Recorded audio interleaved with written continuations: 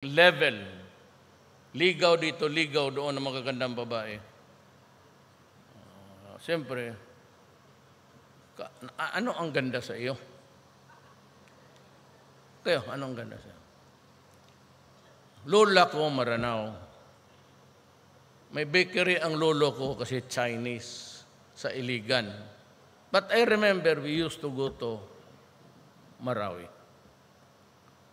Doon sa Iligan, sa highway kami. Every night, kasi kamukha niya ako eh. Ako ang nakakuha ng ano niya. Ako yung paborito niya. Kunin niya yung isang rocking chair. Binila niya ako ng maliit. Tapos magtingin kami doon sa window. Sa probinsya, every Saturday may sayawan, baile. Ribbon rido, ribbon brew.